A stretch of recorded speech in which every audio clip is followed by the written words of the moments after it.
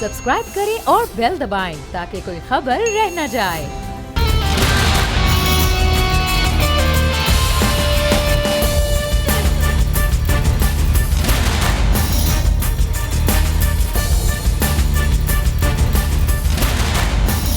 अस्सलामु अलैकुम। Special report with Mudassir Iqbal के साथ हाजिर खिदमत है। कुछ ही देर पहले इमरान खान कश्मीर के शहर मीरपुर में खिताब कर रहे थे, कह रहे थे कि मोदी साहब आपने गलती की तो हमारा बच्चा तैयार है। 5 अगस्त 2019 को नरेंद्र मोदी भारत की पार्लियामान ने कश्मीर के लिए काला कानून जो है वो बना दिया और जो कानून मौजूद था उसको ख़त्म कर दिया और उसके बाद से लेके अब तक 6 माह से ज़ायद का अरसा गुजर गया और वहाँ के मकीन कर्फ्यू में मौजूद हैं। उनके लिए ज़िंदगी मुश्किल हो चुकी है और तो और पूरी दुनिया से खामोशी के अलावा उनके लिए कुछ भी नज़र नहीं आ रहा है। पाकिस्तान अपनी तमाम तर कोशिशों के बावजूद एक कर्फ्यू नहीं हट पा सका है कश्मीर के अंदर। तो अब हमें क्या करना चाहिए और कहाँ पर हम इस वक्त स्टैंड कर रहे हैं, हम बात करेंगे। इस वक्त हमारे साथ मौजूद हैं दिफाई तजज़ियाकार ब्रिगेडियर रिटायर्ड गज़नफ़र अली साहब। गज़नफ़र साहब, बहुत शुक्रिया आपके वक्त का। सर, 5 फरवरी गुजर गया, यकजहती का एक दिन तो नहीं है, ये तो एक मुस्तकिल काम है जो कश्मीरियों के लिए, कश्मीर के लिए किया जाना चाहिए। 5 अगस्त 2019 से 5 फरवरी 2020 तक हम कहाँ खड़े हैं, क्या कर चुके हैं, क्या करना चाहिए? बहुत बहुत शुक्रिया मुदस्सिर। असल में ये बहुत ही ज़्यादा ट्रिकी सिचुएशन है जिसका जो आपने अपने सवाल में जिसका जिक्र फरमाया है कि इसमें 2 चीज़ें हैं कि क्या इस वक्त की क्या पोजीशन है, ख़ास तौर पे जब से कश्मीर के अंदर 370 को ख़त्म किया गया है उस वक्त से लेके और आज की क्या पोजीशन है और उसके अंदर कौन सी ऐसी चीज़ हुई है जो ये इस तरफ जा सकती है जिससे कश्मीर की राइट ऑफ सेल्फ डिटर्मिनेशन की जो तहरीक है वो कामयाबी से हमकिनार हो जी। अब कश्मीर के अंदर जो 5 अगस्त को, जैसे आपने कहा, 5 अगस्त तो नहीं, 5 अगस्त से पीछे आप चले जाएं तो हालात तो कश्मीर में जुल्म जबर के, असमत दरी के, तो यानी आप देखें तो 1989 में देख लीजिए, 1990 में देख लीजिए, 1988 में देख लीजिए, विकी लीक्स की उठा के देख लीजिए, 2005 में देखिए यूएस की सेनेट की कमेटी के अंदर एक रिपोर्ट पेश की गई थी जिसमें कहा गया था कि जी कश्मीर के अंदर किस बुरी तरीके से इंडियन फोर्सेस जो है वो जुल्म कर रही हैं। फिर एमनेस्टी इंटरनेशनल की रिपोर्ट उठा के देख लीजिए, एशिया वॉच की। मेरा कहने का मतलब है कि जो हालात हैं उनका वो इसी तरह एग्जिस्ट कर रहे थे। अब उसका फ़र्क ये आया है कि अब उन्होंने कश्मीर को टोटल क्लैम्प डाउन कर दिया है, टोटल हर चीज़ वहाँ पे बंद कर दी है, जिसकी वजह से लोग बिल्कुल ही अपनी मूवमेंट से कासिर होकर रह गए। इसमें चूँकि पहले चीज़ें जो थी कुछ ना कुछ इंटरनेट के ज़रिए, कुछ ना कुछ चीज़ों के ज़रिए, कुछ विज़िट के ज़रिए, कुछ प्रिंट मीडिया के ज़रिए दुनिया तक पहुँच जाती थी। लेकिन जब वहाँ पे बिल्कुल कर्फ्यू लगाया गया तो अब उस वक्त ज़रूरत इस अमर की थी कि उनके मुकदमे को लेके कौन आगे चलेगा। या तो उसमें डेड लॉक आ सकता था कि जी कोई ना करता, क्योंकि कश्मीरी खुद तो बोल नहीं सक रहे, कश्मीर की लीडरशिप नहीं बोल रह सकती। इवन वो जो इंडिया के इत्तेहादी थे महबूबा मुफ्ती एंड को, उनको भी अंदर पाबंद सलासल कर दिया गया। तो उस चीज़ को अगर आप थ्योरेटिकल रिफ्लेक्शन में देखें तो वो पाकिस्तान ने उस चीज़ को, पाकिस्तान की हुकूमत ने दुनिया में जिस तरह उजागर किया है, ये वो रिजल्ट है जिसकी वजह से आपने अपने सवाल के दूसरे हिस्से में कहा कि दुनिया के अंदर इसके ऊपर जो है तहरीकें चल रही हैं। यूनाइटेड नेशंस की तरफ से बयान आया, ह्यूमन राइट्स कमीशन की तरफ से बयान आया। अभी आपने बड़े अच्छे पॉइंट पर इस वक्त पाकिस्तान मुकदमा लेकर आया है। अब अमरीकी सदर का भारत का ये दौरा है। भारत तो बात इसको कहता है कि ये बायलैटरल मामला, बल्कि अब तो बायलैटरल भी नहीं होता है। अब अमरीकी सदर के दौरे के बाद कश्मीर के मामले पर कोई पेशरफ्त मुतवक्के हो सकती है? मेरा ख्याल मुदस्सिर में अमेरिका से सिर्फ बयानात के अलावा और ख़ास तौर पर ट्रंप जैसे आदमी से, क्योंकि पहले कोई जो सरबराहान थे वो कुछ ना कुछ डिप्लोमेसी, कुछ ना कुछ एटिकेट से ख्याल रख लिया करते थे अमेरिका में।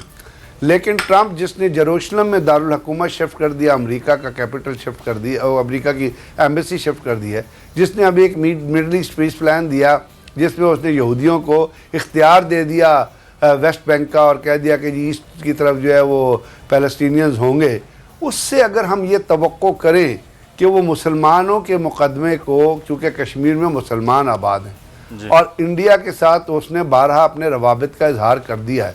फिर यहाँ पे एक बहुत बड़ा फैक्टर इंडिया अमेरिका और पाकिस्तान की जो ट्रायंगल खित्ते की जो बनती है, इसके अंदर बहुत बड़ा किरदार जो है आने वाले दिनों में और आजकल भी है, वो है चाइना का। और चाइना पाकिस्तान के अंदर सी पैक बना रहा है और सी पैक के ऊपर एलिस वेस्ट ने जो कुछ कहा वो आपने सुन लिया कि उन्होंने चीनी कर्ज़ों को भी और बाकी चीज़ों को भी, हालांकि अगर उनको हकीकत का सामना होता तो पता चलता कि टोटल चीनी कर्जे पाकिस्तान की जो डेट है उसका मेरा ख्याल 18% है। तो वो जो चीन का जो किरदार है उसको भी लिमिट करने के लिए अमेरिका की कोशिश है, उसको लिए वो इस्तेमाल करेगा इंडिया को। तो सिर्फ बयानात की हद तक कि जी मैं सालिसी करा दूंगा, फलाना करा दूंगा, ये करा दूंगा, यहाँ तक तो ठीक है, लेकिन किसी भी तरीके से ये तवक्को करना कि अमेरिकन गवर्नमेंट या ट्रंप साहब कोई कश्मीर के या कश्मीरियों के मसले के हल की तरफ लेके जाएंगे। दूसरे अपना कश्मीर में मुसलमान आबाद हैं, अगर वहाँ पे यहूदी आबाद होते, अगर वहाँ पे कोई बुद्धिस्ट आबाद होते, अगर वहाँ पे क्रिश्चियन आबाद होते, तो हो सकता है कि ट्रंप ने मसले का हल करा दिया। क्योंकि बुनियादी तौर पे पैलेस्टाइन और कश्मीर जो है ये जोग्राफियाई मसला नहीं है, ये बुनियादी तौर पे जोग्राफियाई मसले के साथ साथ एक स्टेट ये बुनियादी तौर पे मजहब के क्लैश का मसला है। और यहूदियत जहाँ पे खड़ी हुई है, जहाँ पे ज़ियोनिस्ट और नियोकॉन का नेक्सस जहाँ पे खड़ा है, उसके अंदर हिंदुत्व का नेक्सस शामिल हो गया है। इस वक्त सेफ्रॉन टेररिज्म, ज़ियोनिस्ट टेररिज्म और जो नियोकॉन्स हैं वो एक जगह पे, एक नुक्ते पे मरकूज होकर रह गए हैं कि मुसलमान ममालिक या मुसलमान मूवमेंट्स हो या मुसलमान ममालिक को नुकसान पहुँचाना है, चाहे वो सी पैक को अपोज करने के सिलसिले में हो, चाहे वो कश्मीर को अपोज करने के सिलसिले हो, चाहे कोई पैलेस्टाइन की पैलेस्टाइन की रियासत उसको खत्म करने। इसके मामलात तो 47 से लेके अभी तक हल ही नहीं हो पा रहे हैं। मुझसे पहले बात कर रहे थे कश्मीर की सूरत हाल, और आज वज़ीर आज़म ने दोबारा से कश्मीर के दूसरे शहर यानी कि मीरपुर में आज खिताब भी जलसे से किया है और नरेंद्र मोदी पर ख़ासी तनकीद की है। लेकिन एक चीज़ बगेड़ी साहब आपसे ये जानना चाहेंगे, भारतीय जर्नैल हों या उनके वज़ीर हों, हत्ता के ख़ुद वज़ीर आज़म नरेंद्र मोदी भी एक एटमी मुल्क होने की हैसियत से पाकिस्तान को धमकियाँ दे रहे हैं जो दूसरा एटमी मुल्क है, तो क्या इस बात का इदराक पूरी दुनिया की ताकतें नहीं कर रही कि दो एटमी मुल्क आमने सामने हैं और एक धमकियाँ दे रहा है? ये अगर तबाही इस दो ममालिक की नहीं है तो पूरे खित्ते की होगी। इस बात का तो इदराक है, और जो आउटराइट वॉर है, क्योंकि जो इंडियन लीडरशिप के जो बयानात हैं ना, उन बयानात के लिए इस वक्त जो वहाँ पे गुंडों का जो गमाश्ता है, नरेंद्र मोदी, अमित शाह, अपना क्या वो योगी और बाकी जो इसके जो लोग बैठे हुए हैं, उनकी साइकी के मुताबिक जो वो बयानात दे रहे हैं। दिल्ली का इलेक्शन हो रहा है, आपको पता है, अब जब भी इलेक्शन होता है तो नरेंद्र मोदी या उसके गमश्तों की तरफ से कोई ना कोई बयान आता है, और वो बयान क्या होता है, वो एंटी पाकिस्तान रेटोरिक्स होते हैं। वो अपना यानी इंडिया के अंदर अगर वो माशियात की सूरत हाल पे बहस करे या माशी सूरत हाल के ऊपर वो जिक्र करे, तो कितने सारे अदारे, वोडाफोन से लेके उनकी जो हाउसिंग इंडस्ट्री से लेके जो उनकी कार इंडस्ट्री से लेके वो क्रैश हो चुकी है। 45 साल की सबसे बड़ी वर्स्ट अनएम्प्लॉयमेंट की स्टेज से इंडिया गुजर रहा है। उनके अपने अदारे की रिपोर्ट कहती है, उनके अपने अदारे की रिपोर्ट कहती है कि इंडियन एक्सटर्नल फाइनेंस मिनिस्ट्री जितने फिगर्स पेश करती है वो सारे 5 फिगर्स हैं।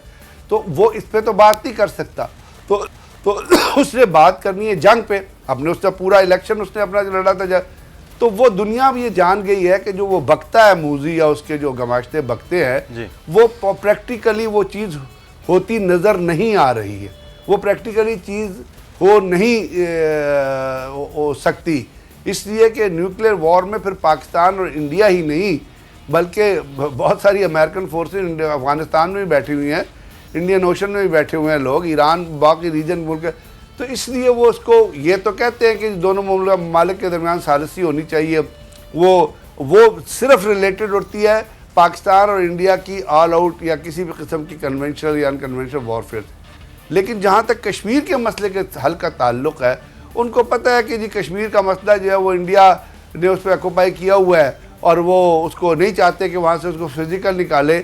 अगर तो वो होता तो यूएनओ की कोई फोर्स भी तो वहाँ पे जाके लैंड कर सकती है। बहुत सारे इक़दाम हो सकते हैं। और 100 इतने दिन के कर्फ्यू में पूरी दुनिया सोई हुई है, पूरी दुनिया का ज़मीर सोया हुआ है। चले उनसे वेस्टर्न कंट्रीज की तरफ से बयानात तो आ जाते हैं, आप अपने मिडिल ईस्टर्न कंट्रीज की और ओआईसी की बात करें ना। इंडिया क्यों शेयर हुआ है? इंडिया शेयर इसलिए हुआ है कि उनको पता है कि इनके जो ये कश्मीर के मसले पे जो पाकिस्तान के करीब तरीन दोस्त हैं, जो उनके साथ इकनॉमिक, जिनके साथ हमारे ताल्लुकात भी हैं, वो ही नहीं बोलते। जो बोल सकते हैं वो तो 70-70 बिलियन डॉलर की सरमायाकारी कर रहे हैं। वो ममालिक है जो इंडिया को मजबूर कर सकते हैं किसी हल की तरफ जाने के लिए। अगर कोई बोला है तो या मलेशिया बोला है या टर्की बोला है।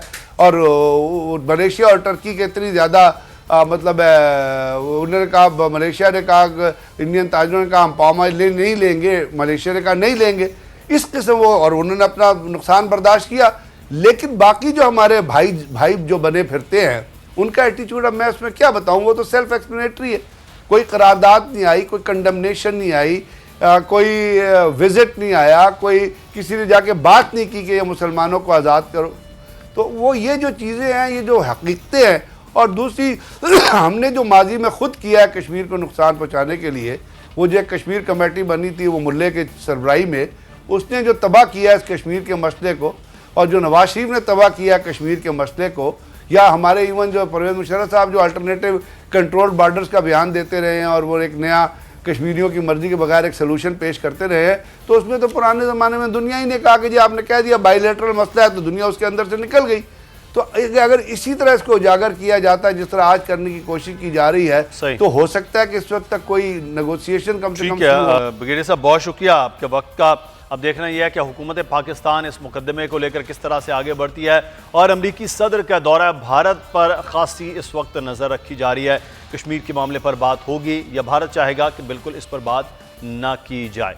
आगे बढ़ेंगे, एक और खबर अहम है, और वो खबर है कि पाकिस्तान मुस्लिम लीग नून के रहनुमा और opposition leader Punjab assembly Hamza Shahbaz की आज जमानत होगी। रमजान शुगर मिल केस का मामला और उनकी जमानत खासी तवालत थी। आज नैब के प्रोसिक्यूटर से जब यह पूछा कि रमजान शुगर मिल में कितने डायरेक्टर्स हैं, तो वो बिल्कुल ब्लैंक थे, वो बता नहीं सके कि क्या मामला है। तो फिर कहा गया कि आपको प्राइड ऑफ परफॉर्मेंस मिलना चाहिए इस तफ्तीश के ऊपर। अदालत ने आज बरहमी का भी इज़हार किया और हमजा शहबाज की आज जमानत हो गई है। मामला साथ साथ ये है, शहबाज शरीफ के साहबजादे हमजा शहबाज अब जेल से बाहर आ चुके हैं, और मरियम नवाज साहिबा क्या बैरून मुल्क जा सकेंगी या नहीं, क्योंकि मियां नवाज शरीफ ने यह ऐलान कर दिया है कि बगैर उनके वो अपना इलाज नहीं करवाएंगे।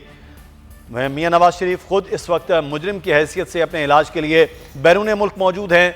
उनका इलाज क्या उनकी ही शराइत पर होना चाहिए? क्या उनके इलाज के हवाले से जो रिपोर्ट्स आ रही हैं, पंजाब हुकूमत उससे कह रही है कि ये नाकाफ़ी हैं, ये मुकम्मल नहीं है और मुकम्मल रिपोर्ट्स दी जाएं, तो क्या ये कोई ढील का मामला है जो हुकूमत पंजाब की जानिब से, वफाकी हुकूमत की जानिब से है? और क्या अब ECL से नाम निकाला जा सकेगा मरियम नवाज साहिबा का कि वो भी बैरून मुल्क चले जाएं? क्योंकि इससे पहले नवाज शरीफ साहब वहाँ पर मौजूद हैं, शहबाज शरीफ साहब वहाँ पर मौजूद हैं, हसन और हुसैन नवाज़ वहाँ पर मौजूद हैं, सलमान शहबाज वहाँ पर मौजूद हैं, इसाक डार साहब वहाँ पर मौजूद हैं, पूरा ख़ानदान वहाँ पर है। लेकिन मरियम नवाज साहिबा को भी अब बुलाया जा रहा है कि वो वहाँ होंगी तो मियाँ नवाज शरीफ साहब का इलाज मुमकिन हो पाएगा। ये मुल्क के अंदर कैसा दस्तूर है कि इसी मुल्क के अंदर उन्हीं जेलों में रहने वाले वो मरीज़ जिनके इलाज मुकम्मल तौर पर यहाँ नहीं हो पा रहा है, अगर इलाज हो रहा है तो पाकिस्तान के अंदर है। क्या एक ही मरीज़ इस वक्त सिर्फ और सिर्फ पाकिस्तान में है और वो मियाँ नवाज शरीफ, जिनका पूरे मुल्क में किसी डॉक्टर, किसी हॉस्पिटल, किसी लैब में इलाज नहीं हो पाएगा, तो वो मियाँ नवाज शरीफ साहब। नदीम कुरैशी साहब इस वक्त हमारे साथ मौजूद हैं, पाकिस्तान तहरीक इंसाफ के रहनुमा, मेंबर सूबाई असम्बली। बहुत शुक्रिया कुरैशी साहब आपके वक्त का। तो क्या अब फिर आप मरियम नवाज साहिबा को भी इजाज़त दिलवाने वाले हैं कि वो बाहर चली जाएं, क्योंकि उनके वालिद साहब कह रहे हैं उनके बगैर वो इलाज नहीं करवा सकते? बिस्मिल्लाहिर्रहमानिर्रहीम। देखें, तमाम चीजें ख्वाहिशात पर पूरी नहीं होती। मैं समझता हूँ मरियम नवाज साहबा के जो मैटर्स हैं, कोर्ट मैटर्स हैं, केसेस उन पर चल रहे हैं, उनको चाहिए कि वो तो बपांगे दहल ये कहती रही हैं कि हमने वोट को इज्जत दो के स्लोगन पे पूरी पॉलिटिक्स करनी है। तो मैं बतौर एक पॉलिटिकल वर्कर के समझता हूं कि मरियम नवाज साहबा उस स्लोगन पे पूरा उतरेंगी और पाकिस्तान की आवाम के साथ रहकर अपनी सियासी जदोजहद करेंगी। अब अगर मियां नवाज शरीफ साहब की ये ख्वाहिश है कि मरियम साहबा के बगैर वो इलाज, तो इसका इलाज तो हकीम लुकमान के पास है, इसका इलाज किसी और के पास नहीं है, उनकी ख्वाहिश का। मैं समझता हूं पाकिस्तान तहरीक इंसाफ ने उस अदालती फैसला तस्लीम किया जिसमें कोर्ट ने हेल्थ ग्राउंड पे मियां नवाज शरीफ को परमिशन दी कि वो जाएं, इलाज करवाएं और सेहतयाब होकर वापस आकर अपने तमाम सब हेल्थ की जो रिपोर्ट थी वो आपकी ही हुकूमत और आपके वहां पे डॉक्टर्स ने तैयार की। तो अब मरियम साहिबा के लिए कोई ऐसी रिपोर्ट्स, कोई ऐसी चीजें बन जाएं तो फिर आपको फिर वो मजबूर होना पड़ेगा। हम ब्रेक लेते हैं, ब्रेक के बाद नदीम कुरैशी साहब से इस बात के जवाब लेंगे। नाज़रीन हमारे साथ रहिएगा, ब्रेक लेते हैं।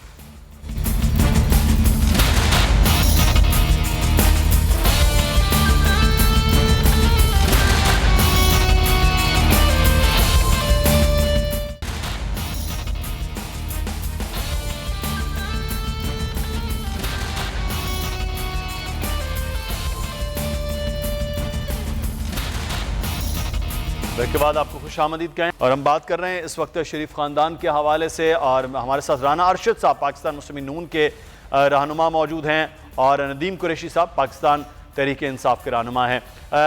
राना अरशद साहब, ये कैसा इलाज होगा मियाँ साहब के लिए? तो हम दुआ गो हैं कि वो सेहतयाब हो जाएँ, वो वापस आएँ और मुतहर्रिक हों पाकिस्तान की सियासत में, क्योंकि उनकी वजह से शहबाज शरीफ साहब भी वहाँ पर मौजूद हैं। अब वो जिद कर रहे हैं कि मरियम नवाज साहिबा को भी लाया जाए। ऐसा तो मुमकिन नहीं है कि कानून ऐसे कैसे किसी को इजाजत दे सकता है। रहीम मुदस्सिर इकबाल साहब, मैं आपका शुक्रिया अदा करता हूँ, आपका मशकूर हूँ जी। मैं अर्ज़ ये करना चाहता हूँ कि अदालतों के अहकामात को हमने हर वक्त तस्लीम किया। चाहे जब मियाँ नवाज शरीफ साहब प्राइम मिनिस्टर थे तो वो डीसीड होते हैं, उस फैसले को भी मनवान तस्लीम किया। उसके बाद पार्टी की सदारत से उनको फारग किया गया कोर्ट ने, हमने उसको भी तस्लीम किया। फिर 13 जुलाई 2018 को मियां मोहम्मद नवाशी साहब और ख़ुद मरियम बीबी अपनी वालदा को मौतो हयात की कशमकश में लंदन में छोड़कर जेल, हडियाला जेल गिरफ्तारी देने के लिए आए। काश अगर किसी को वो भी बात याद हो कि एक बाप के साथ बेटी भी जेल में आई। और कितने लोग हैं जो आपने पूरी माशाल्लाह पूरी एक लिस्ट फराहम की। तो मैं गुजारिश करूँगा, आल पाकिस्तान मुस्लिम लीग के सरबरा मेरा ख्याल है मुल्क से बाहर बैठे हैं, दुबई में शायद होंगे, आपके नॉलेज में होगा। फिर मियाँ नवाशी साहब की वालदा मोहतरमा अल्हम्दुलिल्लाह रायवंड में हैं। मियाँ मोहम्मद नवाशी साहब के भतीजे यूसुफ अब्बास शरीफ गिरफ्तार हैं, उनके पास कोई आफत नहीं था। सर बिल्कुल ठीक है, मेरा सवाल ये नहीं है 9 माह हो गए, वो सर किसने की, उनके केसेस हैं, क्या हुआ, वो बरी हो जाएंगे, वो आ जाएंगे। मेरा तो सिर्फ ये सवाल है कि मियां साहब का इलाज के लिए उन्हें जमानत दी गई है, वो इलाज के लिए बाहर मौजूद हैं, उन्हें इलाज करवाना चाहिए, ना कि ये जिद मैं उसी तरफ आ रहा हूं। जी नहीं, कोई जिद नहीं है मुदस्सिर इकबाल साहब, मैं आपकी खिदमत में अर्ज करना चाहता हूँ, कोई जिद नहीं। मियाँ नवाज शरीफ साहब को अदालती आलिया के हुक्म पर बाहर उनको भेजा गया है। सही। और तमाम रिपोर्ट जो पंजाब गवर्नमेंट ने जो बोर्ड कॉन्स्टिट्यूट किया था, जिसमें डॉक्टर ताहर शमसी साहब कराची से थे, जिसमें शौकत खानम के सीओ फैसल वाहन साहब भी शामिल थे, वो गवर्नमेंट की बोर्ड की जो रिपोर्ट थी उन बना पर हमें इस्लामाबाद हाई कोर्ट और लाहौर हाई कोर्ट ने रिलीफ दिया था, और अब हम रिपोर्ट्स वहां पर जमा करवा रहे हैं अल्हम्दुलिल्लाह। चलिए रिपोर्ट्स का मैं पूछ लेता हूं नदीम कुरैशी साहब, रिपोर्ट्स आप तक जो मियां साहब की आ रही हैं, जो इलाज, वो रिपोर्ट्स क्या वो वाकई वो तसल्ली बख्श हैं कि मियां साहब वाकई बीमार हैं? क्योंकि यहाँ तो खान साहब कह रहे थे कि रिपोर्ट्स लाई जाएं, वो तो घूम फिर रहे हैं, ये क्या हुआ है? तो आप तक क्या रिपोर्ट्स आ रही हैं पंजाब हुकूमत में?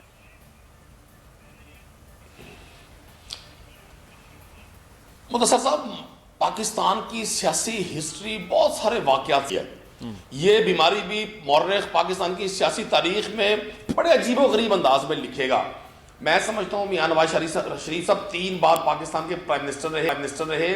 अभी राना अरशद साहब फरमा रहे थे कि जी वो उनकी पूरी फैमिली जो है उन पे केसेस हैं, उन पे कोई केसेस कोई पॉलिटिकल नहीं है, उन पे जितने भी केसेस बने उन पे या उनके अजीज़ो उकरबा पे वो पाकिस्तान के वसाइल को नुकसान पहुंचाने की बंदे बने।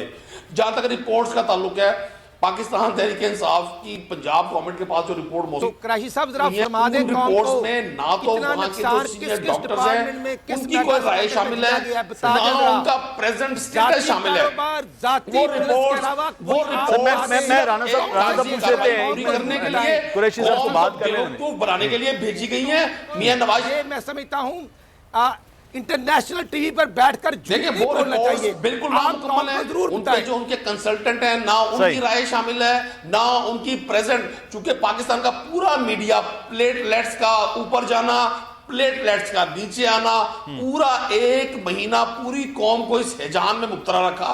मैं आज आपके तमाम मीडिया के लोगों से रिक्वेस्ट करूंगा जो बिलखुसूस यूके में आपके नुमाइंदगार मौजूद है कि वो मियां साहब से जाती तौर पर क्वेश्चन करें कि मियां साहब ये कौन सी पुरस्कार बीमारी है कि आप कभी किसी रेस्टोरेंट में पाए जाते हैं, कभी आप किसी गार्डन में मूव कर रहे होते सर हैं। ये आपके movement इधर जो है से वो जो बोर्ड कौन को बतानी कॉन्स्टिट्यूट होती था है कि उसी आप बोर्ड ने माशाल्लाह रिपोर्ट बना के दी पशास कि है, उनका इलाज आप यहाँ सेहतमंद मुमकिन ही हैं। नहीं है। ये कौन सी उनसे तो पुरस्कार सवाल बीमारी है जो करेंगे आपको उनसे तो कि सवाल जिसका होगा इलाज कुरैशी पाकिस्तान साहब, में मुमकिन लेकिन नहीं ये है। आपका जो बोर्ड यहाँ सर पंजाब साहब, हुकूमत ने कॉन्स्टिट्यूट ये किया था उसने इस्लामाबाद रिपोर्ट हाई बनाई, कोर्ट में रिपोर्ट फेडरल वज़ीर आज़म साहब के पास गई, उन्होंने कहा जी ठीक है अदालत आलिया ने कह दिया है और रिपोर्ट्स डॉक्टर्स ने दे दी हैं तो अब जाने दिया जाए। वो तो रिपोर्ट्स आपने भी बनाई। चले मैं राणा साहब आपसे कि राणा साहब देखें इस वक्त देखिए मैं चले जवाब दे दीजिए कुरैशी साहब, जवाब दीजिए, मैं फिर राणा साहब से बात कर लेता हूं। जी कुरैशी साहब।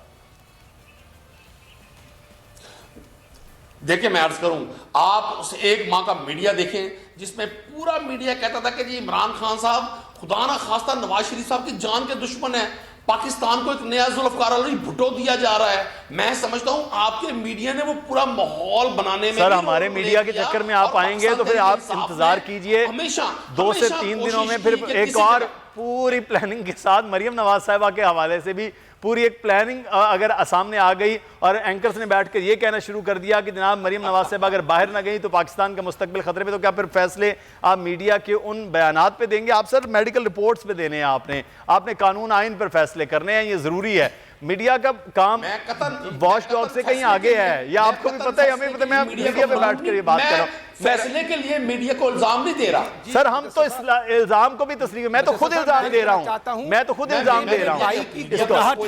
मैं राणा साहब माहौल का मंजर पेश कर रहा हूँ। राणा साहब, अब हमजा शहबाज साहब की भी जमानत हो गई है, आपको लगता है कि आपके लिए आसानी हो जाएगी कि मरियम साहबा जा सके, मियाँ साहब सेहतमंद होकर वापस आ सके? क्योंकि लोग इंतजार कर रहे हैं, मुस्लिम नून की वो सियासत कहाँ है, वो वोट की इज्जत दो तो बिल्कुल सर्दी के साथ ही जम गई है। मुदस्सिर इकबाल साहब, सर्दी में क्या जमना है? पॉलिटिकल वर्कर तो गर्मी में भी जेल में रहते हैं और सर्दी में भी। ये पीटीआई वालों सर वर्कर्स को तो सलाम है, आप वर्कर हैं, आपको सलाम करते हैं। मियां साहब बड़े लोगों की बात कर रहे हैं। शाहिद खाकान अब्बासी गिरफ्तार है, किस जुर्म में गिरफ्तार है? एहसन इकबाल को किस जुर्म में गिरफ्तार किया गया? ख्वाजा साद रफीक 14 माह से गिरफ्तार है। तो मुझे बता दें किस महकमे में, किस प्रोग्राम में कितनी करप्शन साद रफीक ने की, और हमजा शहबाज 9 माह से गिरफ्तार हैं।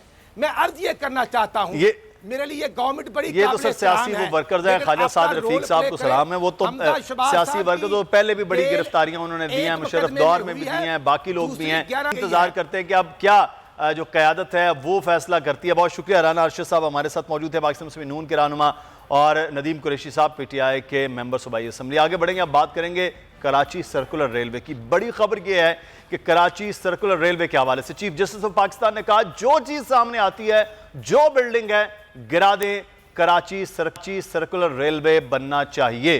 क्या ऐसा मुमकिन है? हम बात करेंगे ब्यूरो चीफ कराची शाहिद जतोई साहब हमारे साथ मौजूद हैं। शाहिद जतोई साहब, मुमकिन है कि बिल्डिंग गिरा दी जाए, बहुत कुछ आ रहा है इसमें, लेकिन उन्होंने कहा है कि अगर नहीं होता तो फिर भी बता दें।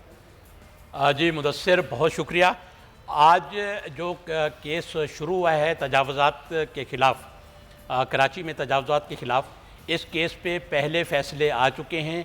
उन फैसलों पे अमल दरामद जो है वो चीफ जस्टिस साहब जो है वो कराना चाह रहे हैं, रिपोर्ट्स मांगना चाह रहे हैं इदारों से कि इन अदालत के फैसलों पर अमल दरामद हुआ या नहीं। एक तो ये है कि सर्कुलर रेलवे की अराजी पर तजावुज़ात हटी या नहीं, दूसरा ये है कि रफ़ाई प्लाट्स पर जो तजावुज़ात हैं वो हटाई गई या नहीं, तीसरा ये है कि कैंटोनमेंट लैंड्स पर जो तिजारती सरगर्मियाँ हो रही हैं वो ख़त्म हुई या नहीं हुई। चौथा ये है कि रफाही और रिहायशी प्लाट्स को कमर्शियल में तब्दील करके वहाँ जो हाई राइज बिल्डिंग्स बनाई गई हैं उन्हें डिमॉलिश किया गया है या नहीं।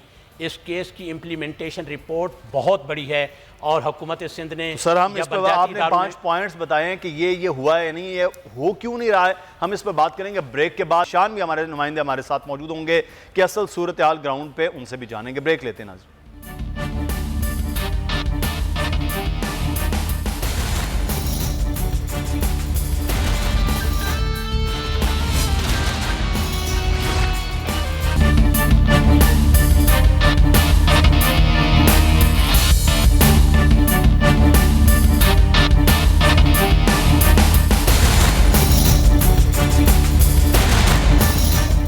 ब्रेक के बाद आपको खुश आमदीद कहते हैं। कौन सी ऐसी इमारतें, ऑन ग्राउंड हो क्या रहा है, कहाँ कहाँ मुश्किलात हैं, हम बात करेंगे। ज़ीशान अहमद हमारे नुमाइंदे मौजूद हैं। ज़ीशान, कितनी जगह ये क्लियर हुई, कितना एरिया है जो अभी बाकी है, और उसके बाद ही कहा जा सकेगा कि सर्कुलर रेलवे शायद पटड़ी पर आ सके? जी बिल्कुल, अदालत ने आज बिल्कुल सही रिमार्क्स दिए हैं, क्योंकि अफसरान जो हैं वो वाकई कहानियाँ ही सुनाते रहे हैं। 2 बार अदालत की जानिब से कराची की इंतज़ामिया को, सिंध हुकूमत को और महकमा रेलवे के अफसरान को इस बात की हिदायत की गई कि कराची सर्कुलर रेलवे पर जो ट्रैक्स पर तजावीज़ात मौजूद हैं उनको खाली कराया जाए और जो रेलवे की अराजी है उसको बागुजार कराया जाए। मगर अब तक बहरहाल 2 दफ़ा हम देख चुके हैं कि एक बड़े ऑपरेशन जो है वो कराची के मुख्तलिफ इलाकों में किए गए, और इस दौरान जो है वो सिर्फ ट्रैक को, जो तकरीबन 50 किलोमीटर के लगभग ये KCR का ट्रैक बनता है, इस झाड़ियाँ और जो सॉफ्ट तजावुज़ात थी उनको हटाया गया। मगर जो कंक्रीट स्ट्रक्चर्स थे वो अब भी शहर में मुख्तलिफ जगहों पे हमें रेलवे ट्रैक के अतराफ में नज़र आते हैं, चाहे वो हसन स्क्वायर का इलाका हो, शेरशाह का इलाका हो, या फिर ईसा नगरी कब्रिस्तान के सामने का इलाका हो, या फिर अलादीन पार्क के अतराफ का इलाका हो। वहाँ पर हमें बड़ी बड़ी बिल्डिंग्स नज़र आती हैं। वहाँ पर शहरी रिहाइश पजीर भी हैं, बरसों से रिहाइश पजीर हैं, बड़े बड़े फ्लैट्स वहाँ पर मौजूद हैं, और ये अभी तक तायुन नहीं किया गया, इस बात की निशानदेही नहीं की गई कि किन्होंने इन बिल्डिंग्स के बनने की इजाज़त दी थी।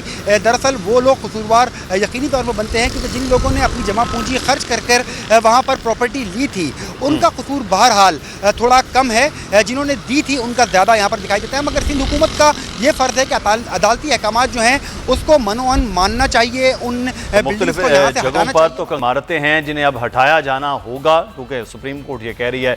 शायद तो साहब, क्या सिंध हुकूमत रिलक्टेंट है कि ये बिल्डिंग्स वो नहीं हटा सकती है, शहरी हुकूमत के पास पावर नहीं है, ये क्या होगा फिर, कैसे होगा? जी, अभी थोड़ी देर पहले वज़ीर बल्दियात नासिर हुसैन शाह साहब ने भी ये बयान दिया है कि जहाँ लोग रिहाइश पजीर हैं वहाँ इमारतों को गिराना बहुत मुश्किल है।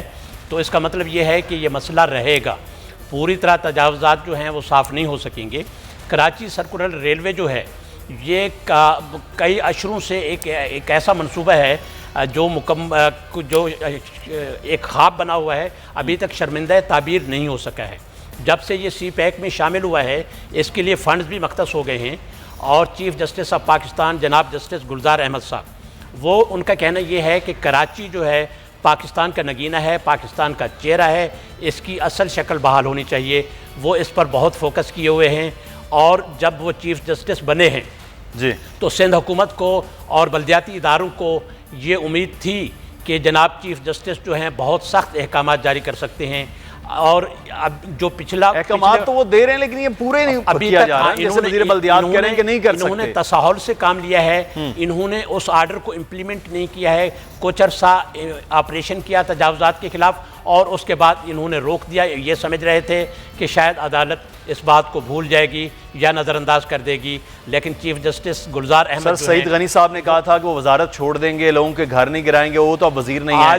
अब नासिर हुसैन शाह साहब क्या करेंगे? यही बात कह रहे हैं, बहुत सारी पेचीदगियाँ आएंगी। आपको मुदस्सर मैं ये बताता चलूँ कि CPEC के बाद जो चीनी इन्वेस्टर्स हैं, चाइना के जो इन्वेस्टर्स हैं, वो कह रहे हैं कि जी हमें ट्रैक क्लियर चाहिए ताकि हम अपना काम कर सकें। JCC का इजलास है, जॉइंट कोऑर्डिनेशन कमेटी पाकिस्तान की और चाइना की, जो CPEC के मंसूबों पर गौर करती है, उसका इजलास है मई में। मई में पाकिस्तान रेलवे के हुकाम को भी जाना है, हमारे शेख रशीद साहब को, रेलवे मिनिस्टर को, वज़ीर आला सिंध को और बाकी हुकाम को भी जाना है, और इस मनसूबे के बारे में ब्रीफिंग देनी है। मुझे नहीं लगता कि मई तक ये क्लियर हो जाएगा। जहाँ तक सर्कुलर रेलवे से तजावुज़ात हटाने का मामला है, सबसे बड़ी रुकावट ये है कि जिन लोगों को हटाया जा रहा है उनको उनकी बहाली का मसला है, उसमें बहुत सारी करप्शन है। जो असल हकदार हैं उनके नाम नहीं लिखे जाते और दूसरे लोगों के नाम लिख दिए जाते हैं जो वहाँ मौजूद नहीं थे, उनको कंपनसेशन, इसमें भी बड़े पैमाने पर करप्शन हो रही है। जहाँ से तजावुज़ात हटाई जाती है एक जगह से, फिर दूसरी जगह लोग बैठ जाते हैं ताकि कंपनसेशन में, ज़र तलाफ़ी में उनका नाम आए। बड़े पैमाने पर करप्शन है। मैं तो ये एक और करप्शन की कहानी आप बता रहे हैं, अदालत को ही देखना होगा। अब ये एक और करप्शन की आप कहानी बता रहे हैं, इस पे अगले आने वाले दिनों में बात करेंगे कि जिन इलाकों से उठाए गए उनमें भी उन मुतासरीन के नाम नहीं, कुछ और लोगों के नाम है, वो कहां से आए हैं उस पर हम अगले आने वाले दिनों में बात करेंगे। बहुत शुक्रिया शाहिद जितोई साहब, ब्यूरो चीफ कराची हमारे साथ मौजूद थे। कराची सर्कुलर रेलवे बने नहीं बने, अब ये अगले आने वाले दिनों का बड़ा एक हॉट टॉपिक है। लेकिन एक बड़ी अच्छी खबर और बड़ी फख्र की खबर यह है कि पाकिस्तान के एक ऐसा नौजवान भी है जो बज़ाहिर खेती बाड़ी करता है ज़िला उकाड़ा के इलाके में, लेकिन उसकी लिखी हुई कहानियां बच्चों की दरसी कुतुब में, पाकिस्तान में नहीं बल्कि इंडिया के दरसी कुतुब में शामिल की गई हैं। ऐसे एक नौजवान से मिलवा रहे हैं चौधरी फतेहुल्लाह नवाज हवेली लखा से। फतेहुल्लाह नवाज, आगाह कीजिएगा ये कौन है नौजवान और इसकी कहानियां किन किताबों में छपी हैं, ये क्या कहानी है?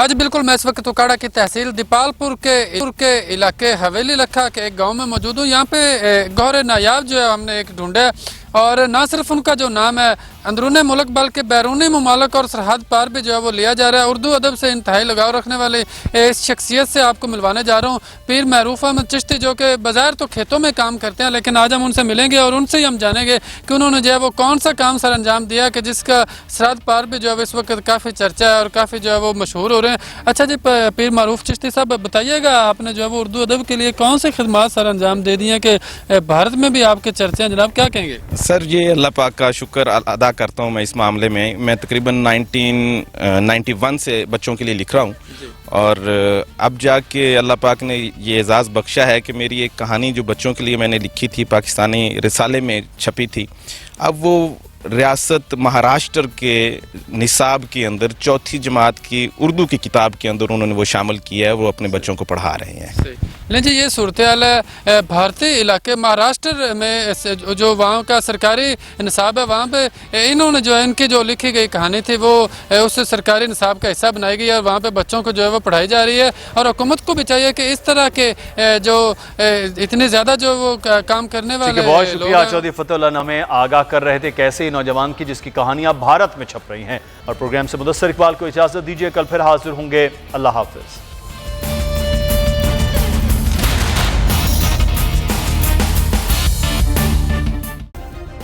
सब्सक्राइब करें और बेल दबाएं ताकि कोई खबर रह न जाए।